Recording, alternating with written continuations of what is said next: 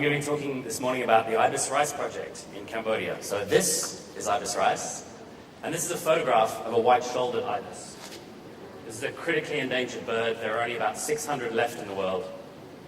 It happens to be standing in a field of jasmine rice. So the ibis rice project aims to combine sustainable agriculture with biodiversity conservation. My name is Alex Diment. I work for the Wildlife Conservation Society. WCS has been working in protected areas for over 100 years. We now work in partnership with communities and governments in over 60 countries. One of those countries is Cambodia. It's located in Southeast Asia, mainland Southeast Asia here. Cambodia has had a troubled recent history. It's having now a rapid development pathway, but it still has enormous natural resources and a huge biodiversity. So here are some of the globally threatened species that we work on in Cambodia. WCS works in 3 major landscapes in Cambodia, around 12 protected areas in those landscapes, and there are over 50 globally threatened vertebrates in those landscapes. Many of those areas are the last stronghold for those species. One of those is the giant ibis. This is another ibis species. This is the largest of the ibis family. It stands over 1 meter tall. It's one of the largest flying birds in the world.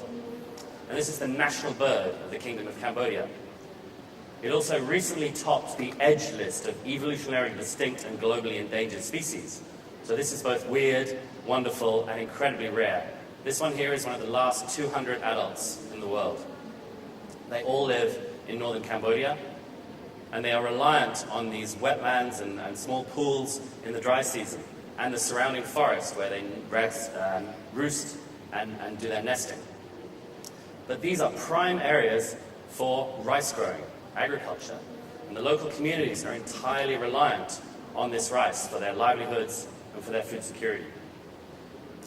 So the real question is here, can we both eat rice and save birds?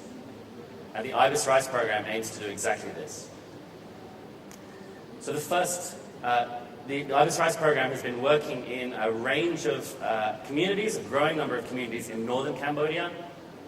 We're now in 11 different communities in 4 protected areas, rolling out this scheme to new areas as much as we can. The process starts with participatory land use planning.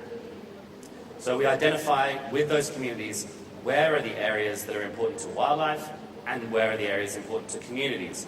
Where do they need for agriculture, for their livelihoods, for their spirituality, for their traditions. So agreed land use plans are developed. We help provide agricultural training to support those communities to stick to those land use plans and to increase their yields and their food security in those areas and to grow increasing yields of rice and other crops. With the rice, if they abide by a certain number of conditions, they can market this rice as ibis rice. So they must obey those land use plans. They have to agree to not hunt the wildlife according to the national laws. And they have to agree not to use chemical pesticides and herbicides. If they follow these rules, their products can be certified as wildlife friendly. This is a global certification labeling scheme. There was a session on Friday. I think some of you were there to learn more about the wildlife friendly scheme. Many of the farmers, or all of the farmers in this area, are poor. Many of them were seriously affected by the civil war in Cambodia, which only came to an end in this area in the late 1990s. So here is the Sivuan family with their crop of rice in the background. We do a lot of awareness raising with the local communities, with potential buyers and interested parties in ibis rice. So here's a brochure, and there's a number of other brochures at the side here if you'd like to know more afterwards. I also have a few samples of rice and some more details if you'd like to come and ask me afterwards. We do help with the marketing and awareness with ibis rice, but it's not very difficult because ibis rice is delicious. This is a really high premium product, one of the best jasmine rices in the world. This area is renowned throughout Cambodia for having the highest quality of jasmine rice, and Cambodia has recently been winning international awards for the quality of its rice. So with the triple benefit of delicious rice, helping poor farmers and protecting wildlife, this is a product that's not difficult to sell. We do a range of promotion, protecting wildlife in Cambodia, one grain at a time. There's a number of products we're particularly now encouraging local consumers to consume a product called semi-milled rice. It's halfway between brown and white, and we think that will appeal to the local market. We have a scheme of rice donation. Tourists and visitors can donate ibis rice to poor communities. And we've established a local organization, Ensemble Prey, which markets and administers the buying and selling of the rice. And this is fast becoming a sustainable local business. So that, in a nutshell, is how ibis rice works. But is it successful? Does it work? That's the big question. Well, on all of those measures, on farmer participation, on sales, on benefits to communities, and especially on the ibises themselves, this program is really working. So with some numbers, participation is increasing, was doubling each year. Rice sales are increasing rapidly.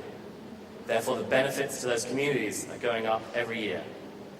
And the ibises, we have increased numbers year on year of ibis roosting locations, nests, and fledgling chicks. This is part of a larger program where we do ibis-based tourism and nest protection, but the whole package is really having a huge impact on this critically endangered species.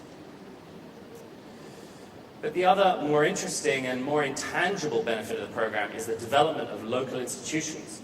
So we established village community committees who administer the buying of the rice and make sure that those local regulations are being followed.